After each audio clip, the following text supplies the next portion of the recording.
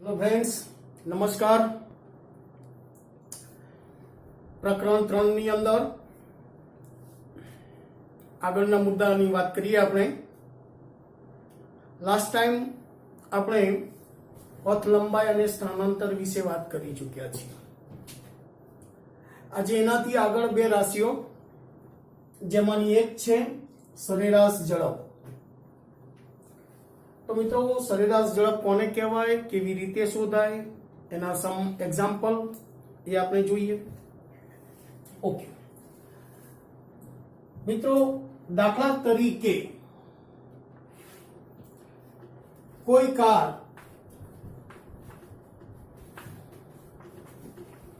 અહીંયાથી ગતિ કરીને આ સ્થાન પર પહોંચે છે। કાપેલું અંતર છે એનું 100 કિલોમીટર અને એ માટે એણે 2 કલાકનો સમય લીધો છે। તો આ માર્ગ ચાહે આ રીતે પણ હોઈ શકે। ચાલો આપણે એમ જ સમજીએ કે આ રીતે ગતિ કરતી કરતી એક કાર આ જગ્યાએ આવી અને અંતર કાપ્યું છે 100 કિલોમીટરનું। એ અંતર કાપવા માટે એને લાગ્યો છે સમય 2 કલાકનો મિત્રો। તો 2 કલાકની અંદર એને 100 કિલોમીટર અંતર કાપ્યું, તો 1 કલાકમાં એ 50 કિલોમીટર અંતર કાપશે। ઓબ્વિયસલી દેખાય છે આપણને કે 2 કલાકની અંદર 100 કિલોમીટર અંતર કાપ્યું, તો 1 કલાકની અંદર એ કેટલું કાપશે? 50। મતલબ કે એકમ સમયમાં, 1 કલાક મતલબ કે એકમ સમયમાં, તો એકમ સમયમાં એણે કેટલું અંતર કાપ્યું? 50। તો 50 એ શું છે? કિલોમીટર। તો એની જે સરેરાશ ઝડપ છે એ આપણે આ પ્રમાણે વ્યાખ્યાયિત કરી શકાય કે સરેરાશ છે એના માટે આ રીતનો સિમ્બોલ છે। સ્પીડ, ઝડપ છે એને ઇંગ્લિશમાં સ્પીડ કહીશું, એના માટેનો સિમ્બોલ છે v। તો એવરેજ v, આને શું બોલાય? Average v is equal to પથ લંબાઈ ભાગ્યા સમય। મતલબ કે કાપેલું કુલ અંતર, પથ લંબાઈનો મીનિંગ જ એ છે। શું છે? તો ગતિ માર્ગ ઉપર ગતિ કરતા પદાર્થે કાપેલા અંતરને તેની પથ લંબાઈ કહેવામાં આવે છે। તો અહીંયા પથ લંબાઈ કેટલી છે? 100 કિલોમીટર। એ માટે લીધેલો સમય કેટલો છે? 2 કલાક। તો 100 કિલોમીટર ભાગ્યા 2 કલાક, તો એની તો છેદ ઉડાડીએ તો આપણે આટલું થઈ જાય 50 કિલોમીટર પ્રતિ કલાક। તો એની સરેરાશ ઝડપ થઈ જાય મિત્રો 50 કિલોમીટર પ્રતિ કલાક। આ જ વસ્તુ મેં આમ સાદી રીતે તમને કહ્યું કે પથ લંબાઈ અને સમયનો ગુણોત્તર લઈ લઈએ તો આપણને સરેરાશ ઝડપ મળે। બીજી રીતે આપણે વ્યાખ્યા આપવી હોય તો એમ આપી શકાય। આજે જે છેદમાં છે એને 1 એકમ લઈ લઈએ તો શું થઈ જાય? એકમ સમયમાં પદાર્થની પથ લંબાઈને શું કહેવાય? ઝડપ, સરેરાશ ઝડપ કહેવાય। અથવા એકમ સમયમાં પદાર્થે કાપેલા અંતરને તેની સરેરાશ ઝડપ કહે છે। તો આ વ્યાખ્યા આપણે 2 રીતે આપી શકાય, બરાબર છે? કઈ રીતે?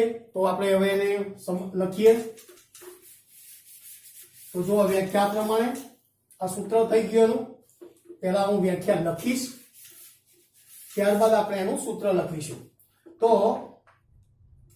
ગતિ કરતા પદાર્થે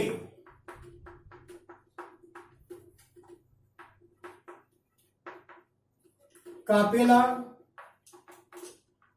કુલ અંતર અને તે માટે લીધેલા સમયગાળાના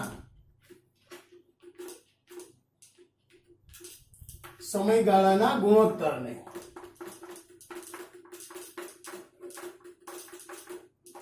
શું કહેવાય? સરેરાશ ઝડપ। અથવા બીજી રીતે આપણે આપવી છે તો આપણે આગળ વાત કરી કે છેદમાં હોય એને 1 એકમ લેવાનું। તો એકમ સમયમાં પદાર્થે કાપેલા અંતરને અથવા કાપેલા કુલ અંતરને સરેરાશ ઝડપ કહે છે। તો મિત્રો, સરેરાશ ઝડપ માટેનું આપણે સૂત્ર પણ સમજી ગયા। પથ લંબાઈ ભાગ્યા સમયગાળો ઓકે, અથવા અંતર ભાગ્યા સમય. સાદી રીતે આપણે આ શબ્દથી વધારે પરિચિત છીએ. ઓકે, જેને ઇંગ્લિશમાં અંતર માટે ડિસ્ટન્સ d, સમય માટે t. એક સૂત્ર આવું પણ બની ગયું મિત્રો, v = d/t. ઓકે, ઝડપ બુકની અંદર ઝડપ હોય છે, સરેરાશ ઝડપ હોય છે મિત્રો. બંનેનો મીનિંગ સેમ જ છે. જનરલી આપણે સરેરાશ ઝડપ જ ગણતરીમાં લઈએ છીએ મિત્રો. આ રાશિ ફક્ત આપણને મૂલ્ય આપે છે, એટલે અદિશ રાશિ છે એમ કહી શકાય. કેવી રાશિ છે? અદિશ રાશિ. આમાં આપણે દિશાની જરૂર પડતી નથી કે ભાઈ કઈ દિશામાં તમારી ઝડપ છે, સીધું મૂલ્ય. તો એક સાદું ઉદાહરણ લઈએ કે આપણે બાઇક લઈને નીકળ્યા હોય તો બાઇકનું જે સ્પીડોમીટર છે, તો સ્પીડોમીટર ઉપર આપણને સ્પીડ બતાવે છે, એ જ આપણી આ એવરેજ સ્પીડ બતાવે છે. એ જે તે સમયની બતાવે છે, એ વાત આપણે પછી કરીએ. પણ ટૂંકમાં એ જે બતાવે છે એ શું બતાવે છે? સ્પીડ. ગમે તેવા રસ્તે તમે જાઓ તો પણ તમારો સ્પીડોમીટરનો કાંટો કંઈક ની કંઈક ઝડપ તો બતાવતું હોય છે. એ અદિશ રાશિ છે. એનું એકમ શું થાય મિત્રો? તો એનો એકમ થાય, આના ઉપરથી આપણે લખીએ તો અંતર શેમાં મપાય? મીટરમાં. સમય શેમાં મપાય છે? સેકન્ડમાં. તો મીટર પ્રતિ સેકન્ડ, જેને સિમ્બોલમાં આ પ્રમાણે લખાય. તો એનું પારિમાણિક સૂત્ર શું થાય? તો પારિમાણિક સૂત્ર મિત્રો m0, મીટર છે મતલબ કે એક લંબાઈ છે, સમય છેદમાં છે મતલબ t⁻⁻1. તો આ વાત કરી આપણે ઝડપની, સરેરાશ ઝડપ. બીજું, સરેરાશ ઝડપ હંમેશા કેવી હોય? ધન. એ પણ આપણે લખી દઈએ કે સરેરાશ ઝડપ ધન હોય છે, કારણ કે આમાં દિશા હોતી જ નથી. આમાં ફક્ત આપણને શું મળે છે? મૂલ્ય. ઓકે, તો ફરી એક વખત જરા જોઈ લઈએ ઝડપથી. સરેરાશ ઝડપ કોને કહેવાય? તેની સિમ્પલ બે રીતની વ્યાખ્યા આપી શકાય. ગતિ કરતા પદાર્થે કાપેલા કુલ અંતર અને તે માટે લીધેલા સમયગાળાના ગુણોત્તરને તે પદાર્થની સરેરાશ ઝડપ કહે છે. અથવા એકમ સમયમાં પદાર્થે કાપેલા કુલ અંતરને તે પદાર્થની ઝડપ, સરેરાશ ઝડપ કહે છે. સૂત્રની રીતે લખવું હોય તો આ પ્રમાણે લખી શકાય: પથ લંબાઈ ભાગ્યા સમયગાળો, અથવા અંતર ભાગ્યા સમય, અથવા સિમ્બોલમાં અંતર માટે ડિસ્ટન્સ છે, સમય માટે ટાઈમ છે, તો v = d/t. અદિશ રાશિ છે, એકમ એનો મીટર પ્રતિ સેકન્ડ છે, પારિમાણિક સૂત્ર m0L1T-1, અને સરેરાશ ઝડપ કેવી હોય છે? ધન. આગળ વાત કરીએ બીજી રાશિ, વેગ.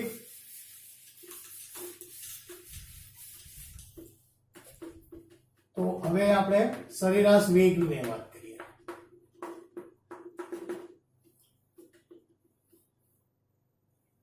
મિત્રો, આ ઝડપ અને વેગ, આ બંનેને જરા સમજી લઈએ. એ બંને વચ્ચેનો ડિફરન્સ ખબર પડી જાય તો આપણને આ આગળનું બધું શોર્ટમાં જ ખબર પડી જશે. ઝડપ અને વેગ મિત્રો, બંનેનો મીનિંગ સરખો છે, બંનેની વ્યાખ્યા પણ સમાન છે, સામાન્ય ડિફરન્સ છે. શું છે? તો ઝડપ એ અદિશ રાશિ છે અને વેગ એ સદિશ રાશિ છે. તો આને પહેલા સમજી લઈએ, પછી આપણે આ વાત કરીએ. તો આ અદિશ રાશિ છે, આ સદિશ. અદિશ અને સદિશ એટલે શું? તો આગળ કદાચ 8મા 9મા ધોરણમાં પણ સમજી ગયા. જે ભૌતિક રાશિને દર્શાવવા માટે ફક્ત મૂલ્યની જરૂર પડે એ અદિશ રાશિ. અને જે રાશિઓ અમુક એવી છે જેને દર્શાવવા માટે મૂલ્ય અને દિશા બંનેની જરૂર પડે. દાખલા તરીકે મારું દળ 70 કિલોગ્રામ છે, તો એ દર્શાવવા માટે મારે દિશાની જરૂર પડતી નથી કે આ બાજુની દિશામાં 70 છે, 40 છે, આ બાજુ 50 છે, આ બાજુ 60 છે, આ બાજુ 70 છે, એવી કોઈ દર્શાવવાની જરૂર પડતી નથી. એ રીતે રૂમનું તાપમાન, આ રૂમનું તાપમાન દાખલા તરીકે 35°C છે, તો આ બાજુ 35 છે, આ બાજુ 32 છે, આ બાજુ 30 છે, એ આપણે દર્શાવતા નથી. તો મિત્રો, એવી જે બાબતો છે, એવી ભૌતિક રાશિઓ છે, એ બધી અદિશ. અને અમુક ભૌતિક રાશિને દર્શાવવા માટે દિશા અને મૂલ્ય બંનેની જરૂર પડે. કે આપણે સ્થાનાંતર, તો સ્થાનાંતરની વ્યાખ્યા આપણને ખબર છે, પ્રારંભિક સ્થાન અને અંતિમ સ્થાન ને જોડતું સુરેખ અંતર અથવા લઘુત્તમ અંતર, એને શું કહીશું આપણે? સ્થાનાંતર. સ્થાનાંતરમાં ચોક્કસ દિશા છે, જ્યારે પથ લંબાઈ કેવી છે? અદિશ રાશિ છે. તો અદિશ છે, આ સદિશ છે. જો આની અંદર ફક્ત મૂલ્ય આવે છે અને આમાં મૂલ્ય અને દિશા બંને વસ્તુ આવે છે, તો જો ઝડપને જોડે જો આપણે દિશાને સાંકળી દઈએ, મૂલ્ય તો છે, એની જોડે જો દિશા પણ આપણે ઉમેરી દઈએ તો આપણને શું મળી જાય? વેગ. તો સિમ્પલ કે ઝડપને જો દિશા સાથે સાંકળવામાં આવે તો વેગ મળે છે. એક વસ્તુ આ પણ ક્લિયર થઈ ગઈ. તો સિમ્પલ કે સરેરાશ વેગ આપણે વ્યાખ્યા આપીએ તો એકમ પદાર્થે અથવા ગતિમાન પદાર્થે વેગ કોને કહેવાય? તો એ પણ અંતર ભાગ્યા સમય જ છે, પણ આપણે ડિફરન્સ એવું છે કે આપણે જો સરેરાશ ઝડપ બરાબર પથ લંબાઈ ભાગ્યા સમયગાળો આવી વાત કરી છે. એ જ રીતે સરેરાશ વેગની જો વાત કરવાની હોય મિત્રો, બંને વસ્તુ તો સેમ છે, પણ દિશા એટલી જ ઉમેરવાની. તો પથ લંબાઈમાં દિશા ઉમેરી દઈએ, મતલબ કે એ અંતર દિશા સહિતનું અંતર હોય તો કે કેવું થઈ જાય? સ્થાનાંતર. સમય તો અદિશ રાશિ છે અને કઈ દિશા સાથે કોઈ લેવા દેવા છે નહીં, તો બસ તો સામાન્ય ડિફરન્સ થયો. અહીંયા સ્થાનાંતર ભાગ્યા સમય આવે બસ. તો ગતિમાન પદાર્થે, હવે વ્યાખ્યા હું બનાવું છું, ગતિમાન પદાર્થે કરેલા સ્થાનાંતર અને તે માટે લીધેલા સમય ના ગુણોત્તરને શું કહેવાય? સરેરાશ વેગ. અથવા પેલાની જેમ જ બીજી રીતે આપણે શું આપવું છે? તો છેદમાં સમય આવ્યો તો એકમ લઈ લઈએ. તો એકમ સમયમાં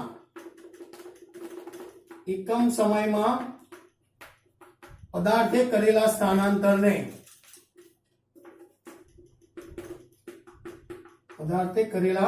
સ્થાનાંતરને સરેરાશ વેગ કહે છે.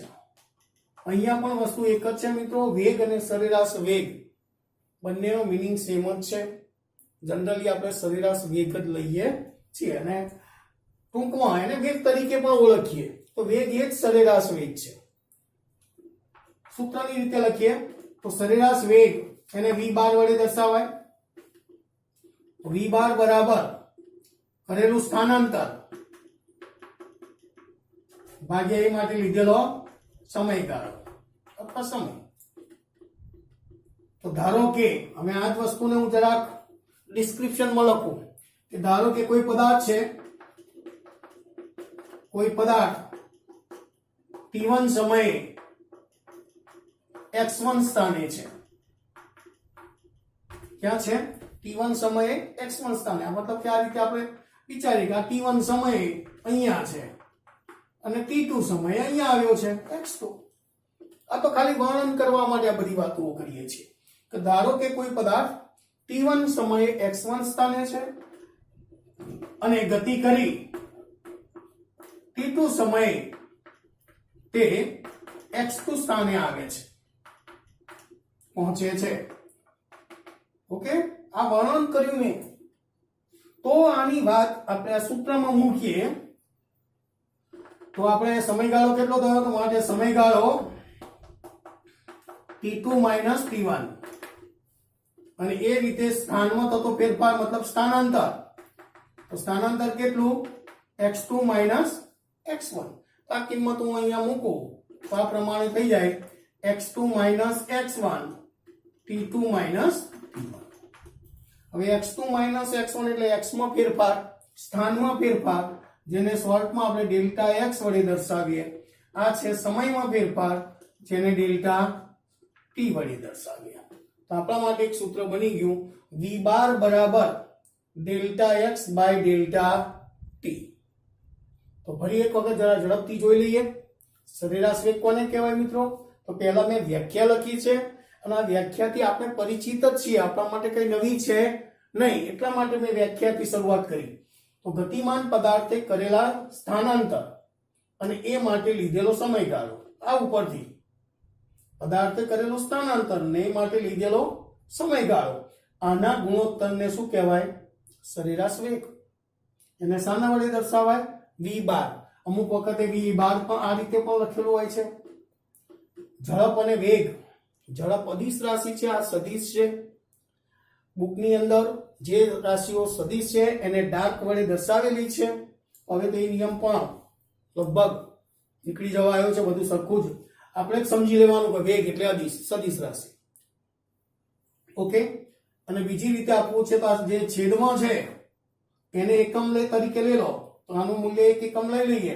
તો એકમ સમયમાં પદાર્થે કરેલા સ્થાનાંતરને શું કહેવાય?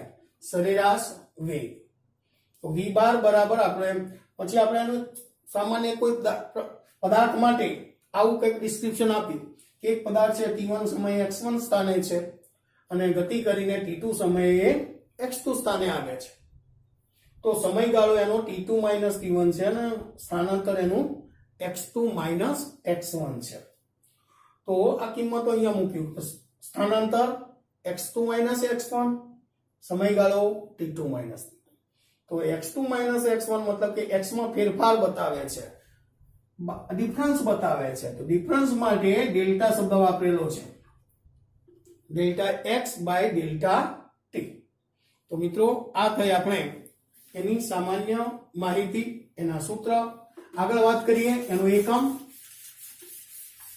તો સરેરાશ વેગ એ સદિશ રાશિ છે.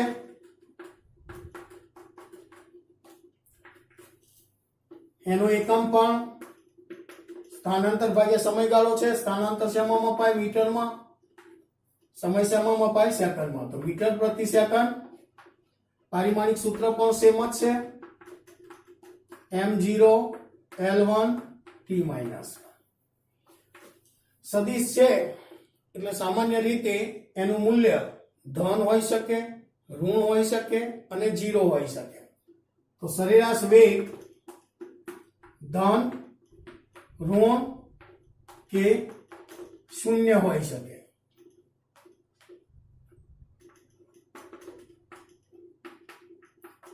હવે આ ધન વેગ ક્યારે, ઋણ વેગ ક્યારે અને 0 ક્યારે એ જરા સમજી લઈએ અને એ ઉપરથી એનો આલેખ પણ આપણે જોઈએ. મિત્રો ધન આલેખ સરેરાશ વેગ બરાબર સ્થાનાંતર ભાગ્યા સમયગાળો છે. મતલબ કે જો સ્થાનાંતર ધન તો વેગ ધન, સ્થાનાંતર ઋણ તો વેગ ઋણ. સ્થાનાંતર ધન ક્યારે આવે? તો જ્યારે અંતિમ સ્થાન પ્રારંભિક સ્થાન કરતો એ જ દિશામાં આગળ મોટું મૂલ્ય ધરાવતું હોય. દાખલા તરીકે એમ સમજીએ, ચાલો પદાર્થ અહીંયાથી ગતિ કરીને આ દિશામાં ગતિ કરીને સપોઝ અહીંયા એ સ્થાને આવે છે. તો અહીંયા એનું સ્થાનાંતર કેટલું? તો a માઇનસ o, મતલબ કે 50 - 0, અંતિમ સ્થાન માઇનસ પ્રારંભિક સ્થાન. બરાબર છે? તો એનું સ્થાનાંતર કેવું આવ્યું? ધન. તો એ દરમિયાન એનો જે કઈ વેગ આવે એ કેવો છે? ધન. પણ જો પદાર્થ સમજો કે આ બાજુ આમ ગતિ કરી અહીંયા આવ્યો તો એનું સ્થાનાંતર કેવું? ઋણ થશે. કેવી રીતે? તો અંતિમ સ્થાન માઇનસ પ્રારંભિક સ્થાન. અંતિમ સ્થાન કેટલું છે? -50, પ્રારંભિક 0. તો ફાઇનલ આન્સર શું આવ્યો? -50. તો આ રીતે સ્થાનાંતર ધન તો સરેરાશ વેગ ધન, સ્થાનાંતર ઋણ તો સરેરાશ વેગ ઋણ. અને સ્થાનાંતર જો 0 જ હોય, મતલબ કે પદાર્થની એક જગ્યાએ હોય, મતલબ કે પદાર્થ સ્થિર હોય, તો એનો સરેરાશ વેગ કેવો? 0. તો મિત્રો ધન માટેનો આપણે જો આલેખ દોરવો હોય તો આ પ્રમાણે સમજી શકાય. x વિરુદ્ધ t નો આલેખ. તો સમય પ્રમાણે જેમ જેમ સમય વીતે તેમ તેમ એ આગળ ને આગળ જો ગતિ કરતો હોય તો સરેરાશ વેગ આ પ્રમાણે. સ્થાનાંતર આમાં પણ તમને ધન મળશે. કેવી રીતે? તો સપોઝ એમ સમજો કે આ 5 1 2 3 4 5 ચાલો એ રીતે રાખ્યું આપણે 10 20 30 40 ખાલી સમજવા માટે. ચાલો શરૂઆતમાં 2 સેકન્ડે એ અહીંયા છે તો આ એનું પ્રારંભિક સ્થાન થયું. પછી 5 સેકન્ડે ગતિ કરીને એ અહીંયા આવ્યો તો આ એનું અંતિમ સ્થાન આવ્યું. તો મિત્રો અંતિમ સ્થાન કેટલું છે? 40. પ્રારંભિક સ્થાન કેટલું છે? 20. તો સ્થાનાંતર કેટલું થયું? 40 માઇનસ 20 તો 20 થયું. એ કેવું આવ્યું? ધન. તો સ્થાનાંતર ધન તો પછી સરેરાશ વેગ ધન. તો આ પ્રકારનો આલેખ હોય તો સરેરાશ વેગ કેવો હોય? ધન. અને આના પછી પણ આપણે જોઈશું કે આનો જો ઢાળ શોધવામાં આવે તો ઢાળ પણ આપણને કેવો મળે? ધન. તો જે આલેખ નો ઢાળ ધન હોય x વિરુદ્ધ t ના આલેખનો, તો x વિરુદ્ધ t ના આલેખનો ઢાળ ધન હોય તો એ આલેખ આપણને મતલબ કે એ મૂલ્ય કેવું બતાવશે? સરેરાશ વેગ ધન છે. એ જ રીતે ઋણની વાત કરીએ. સરેરાશ વેગ ઋણ ક્યારે હોય? તો સ્થાનાંતર તમારે ઘટવું જોઈએ, ઓછું થવું જોઈએ. તો આ પ્રમાણે મિત્રો તો સમજી લો 1 2 3 4 ને 5 અહીંયા પર 5 10 15 20 25 સપોઝ સમજો. ચાલો હવે શરૂઆતમાં તે t બરાબર 0 સમય 25 છે અને 4 સેકન્ડ ને અંતે એનું સ્થાન અહીંયા છે. તો આ પ્રારંભિક સ્થાન અને આ અંતિમ સ્થાન. તો સ્થાનાંતર શું થાય? અંતિમ સ્થાન માઇનસ પ્રારંભિક સ્થાન. અંતિમ સ્થાન કેટલું છે? 5. પ્રારંભિક કેટલું છે? 25. તો 5 માઇનસ 25 થયું. તો અહીંયા સ્થાનાંતર કેવું આવ્યું? ઋણ. મતલબ કે આનો ઢાળ પણ કેવો આવશે? એ પણ ઋણ. તો આવો જે આલેખ છે એ આલેખ ઉપરથી જે તમને વેગ મળે છે એ સરેરાશ વેગ કેવો છે? ઋણ. અને એ જ રીતે જો શૂન્યની વાત કરીએ તો શૂન્ય ક્યારે? તો આ પ્રમાણે પદાર્થ સ્થિર જ હોય તો એનો વેગ શૂન્ય. તો વેગ શૂન્ય. તો સરેરાશ વેગ ધન હોય તો આ પ્રમાણેનો આલેખ, સરેરાશ વેગ ઋણ હોય તો આ પ્રમાણેનો આલેખ, અને સરેરાશ વેગ શૂન્ય હોય મિત્રો તો તમને આ પ્રમાણેનો આલેખ હોય તો સમજી લેવાનું કે આ આલેખ માટે, આ પદાર્થ માટે એનો સરેરાશ વેગ કેવો છે? શૂન્ય છે. તો મિત્રો આપણે આ વાત કરી સરેરાશ ઝડપ, સરેરાશ વેગ. હવે આ બાબતો, આટલી બાબતો ફરી એક વખત જરા રિપીટ કરી લઈએ. તો સરેરાશ વેગ અને સરેરાશ ઝડપ આ વચ્ચેનો તફાવત પણ મિત્રો આપણને આવડવો જોઈએ. તો સરેરાશ ઝડપ એકમ સમયમાં પદાર્થે કાપેલા અંતરને શું કહેવાય? ઝડપ. અને આ શું છે?